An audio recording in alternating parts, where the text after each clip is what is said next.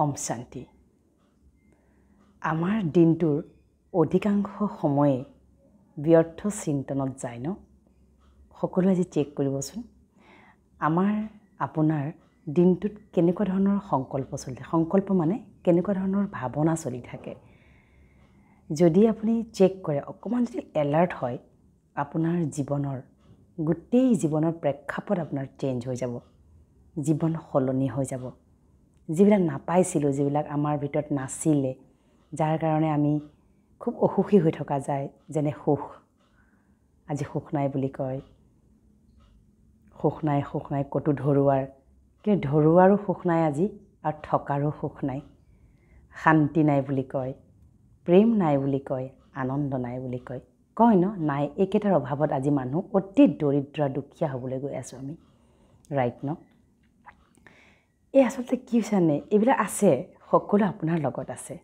আপুনি কনফিডেণ্ট হৈ যাওক যে সকলো আপোনাৰ লগত আছে। কেৱল কি হৈছে, ছাপ'জ আমি এটা ব্যৰ্থ, তাৰমানে যেতিয়া আমি থকাৰ ওপৰত, মোৰ কাপোৰযোৰ ছাপ'জ বগা ৰঙৰ দেই, মই এটা সাধাৰণ উদাহৰণ দিছোঁ, বগা ৰঙৰ কাপোৰ। ইয়াৰ ওপৰত যদি মই সদায় ছাই ঘঁহি দিওঁ বা ক'লা ৰং মাৰি থাকোঁ, মাৰোঁতে ইয়াৰ যিটো অৰিজিনেল কোৱালিটি, এই বগা ৰংটো কি হৈ যাব কওকচোন? নোহোৱা হৈ যাব ন? আৰু এদিন কি হ'ব, এই গোটেই কাপোৰযোৰে ক'লা হৈ যাব। তাক কিন্তু বেলেগে কি বুলি আইডেণ্টিফাই কৰিব? কাপোৰযোৰ ক'লা। কিন্তু আপুনি কি ক'ব? নহয়, কাপোৰযোৰ বগা আছিল, মইহে ক'লা ৰং সানি ইয়াক ক'লা কৰি ল'লোঁ। ৰাইট ন? ঠিক একেদৰে আমাৰ আত্মাৰ স্থান ইয়াত সদায় বগা, ধকধকীয়া বগা, হীৰাৰ দৰে ক্ৰিষ্টেল ক্লিয়াৰ, যাৰ চমকতা, যাৰ উজ্জ্বলতা বহুত বেছি। তাক আমি কি কৰিলোঁ? এই যে ৰিপুৰ কথা যে কওঁ, কিতাপত যে পঢ়ে আপুনি, কাম, ক্ৰোধ, লোভ, মোহ, অহংকাৰ, ঈৰ্ষা, বিদ্বেষ, জ্বালা, যন্ত্ৰণা, এইবিলাক কি? এইবিলাকেতো সেই ক'লা ৰং। আমি আত্মাত প্ৰলেপ দিওঁতে কি হ'ল জানেনে? আজি আত্মা ক'লা হৈ গ'ল। আৰু আত্মা ক'লা হোৱাৰ নিচানীবিলাক কি জানেনে? লক্ষণবিলাক কি জানেনে? সকলো সময়তে অসন্তুষ্টতা থাকিব। সন্তুষ্টতাটো চাবলৈ নাজানিম। য'ত আমি যি পাইছোঁ তাক লৈ আমি সন্তুষ্ট কেতিয়াও নহ'ম। সদায় মোৰ নাই এনেকুৱাত আমি থাকিম। তাৰপিছতে আৰু কি হ'ব জানেনে? ইয়াৰ লক্ষণবিলাক সকলো সময়ত আমি ব্যৰ্থ চাম। কাৰণ ৰংটো আমি কি সানিলোঁ? ৰংটোৱে ক'লা সানিলোঁ, নহয় জানো? ক'লা ৰং সানি ল'লোঁ। যি পবিত্ৰতাৰ আমি প্ৰতীক হয়, আপুনিও সেই পবিত্ৰ আত্মাৰ প্ৰতীক হয়। কিন্তু আজি কি হৈছে, নিজে আমি সেই ৰিপু সদৃশ লেয়াৰবিলাক সানোতে নিজৰ মাজৰ সেই শ্বাইনিং, সেই সুন্দৰতা, সেই সৰলতা একো আমাৰ আচলতে কি হৈছে, আমি নিজে নিজক নেদেখা হৈ গৈছোঁ। নিজক ক'লা দেখি আছোঁ। আইনাত দেখিলেও আমি নিজক ক'লা দেখিছোঁ। এই মুখৰ ৰং ক'লাৰ কথা কোৱা নাই। তাৰমানে মন বুদ্ধি সকলো সময়তে অশান্ত, মন বুদ্ধি সকলো সময়তে দুখী, মন বুদ্ধি সকলো সময়তে অপ্ৰাপ্তিৰে ভৰপূৰ। পৰিয়ালত যদি একেলগে সহবাস কৰিছোঁ, আনজনৰ দুখেই দেখি আছোঁ, হয়নে বাৰু? হয় ন? কিন্তু এটা আপুনি মেজিক জানক, এইটো মই আপোনাক মেজিক বুলি ক'ম, যাদু বুলি ক'ম। যদি 21 দিন আপুনি এইটো কৰে, তাৰমানে স্বদৰ্শন, স্বচিন্তন, স্বপৰিষ্কাৰ আৰু স্বযাত্ৰা। বহুত মজা লাগিব যেতিয়া আপুনি নিজেই নিজৰ অন্তৰ মনলৈ গৈ পেলাই নিজক চাব। নিজৰ সেই যি ধকধকীয়া বগা ৰং, সেই বগা ৰঙক যেতিয়া আপুনি ভিতৰলৈ গৈ পেলাই যেতিয়া আপুনি চাব, তাৰ চমকত আপুনি চমৎকাৰ হৈ পৰিব। তাৰ বাবে কি হ'ব লাগিব জানেনে? নিৰাকাৰ পৰম পিতা পৰমাত্মাৰ মহাবাক্য, তাৰ বাবে অকণমান অন্তৰ্মুখী হ'ব লাগিব। এই যে কাছটোৱে কি কৰে জানেনে? যেতিয়া তাক খোৱা বোৱাৰ প্ৰয়োজন হয়, সি তেতিয়াহে মুখখন উলিয়ায়। খাই বৈ হৈ গ'ল, আৰু সি যি চলঙৰ ভিতৰত সোমাল, আৰু সি বৰ সহজে নোলায়। আমিও সেই কাছটোৰ দৰে হ'ব লাগিব। বাহ্যিকভাৱে আমি কাম কৰি খাব লাগিব, কৰ্ম কৰিব লাগিব, সকলোলৈ যাব লাগিব। কৰিলোঁ সকলো শেষ, কাম শেষ, আকৌ আমি ক'লৈ যামগৈ? নিজৰ অন্তৰ মনলৈ গুচি যাম, নিজৰ ভিতৰলৈ গুচি যাম।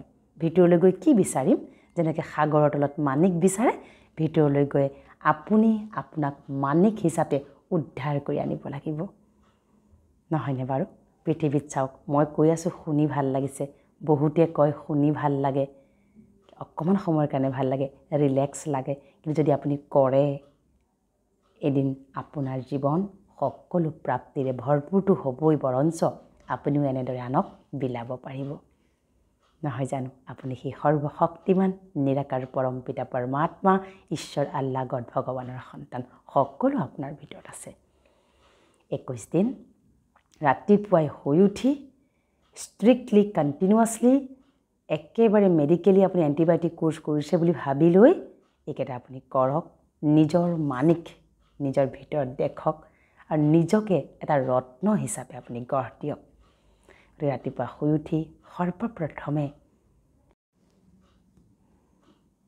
প্ৰথমতে শুই উঠি কাৰোৰ লগত কানেকশ্যন হোৱাৰ আগতে প্ৰথমতে নিৰাকাৰ পৰম পিতা পৰমাত্মা ঈশ্বৰৰ লগত সংযুক্ত হওক যেতিয়ালৈকে ঈশ্বৰৰ লগত আপুনি যোগযুক্ত সংযুক্ত নহ'ব প্ৰথম শাৰী বাক্য ঈশ্বৰক নুশুনাব তেতিয়ালৈকে আপোনাৰ জীৱনত সেই ক'লা ৰং নাতৰিব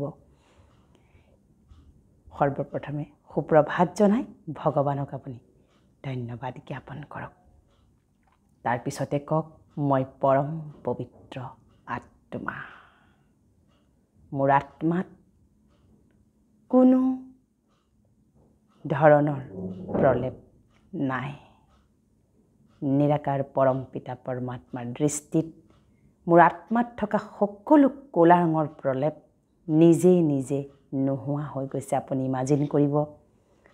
ইমাজিন কৰিব আপোনাৰ ভিতৰত এক স্বৰ্গৰ পৰা এক শক্তি আপোনাৰ ভিতৰলৈ আহিছে আৰু লাহে লাহে আপোনাৰ মন ফৰকাল পবিত্ৰ কৰি লৈ গৈ আছে গতিকে হাই ইমাজিনেশ্যনৰ কাৰণে আপুনি ৰাজযোগৰ প্ৰশিক্ষণ ল'ব লাগিব ৰাজযোগৰ প্ৰশিক্ষণত আপুনি কিদৰে আত্মাক আপুনি খুব সুন্দৰকৈ আত্মাৰ পৰা সকলো আঁতৰাব পাৰি ক'লা ৰং আঁতৰাব পাৰি তাৰ ওপৰত প্ৰশিক্ষণ দিয়া হয় তৃতীয়তে ক'ব মই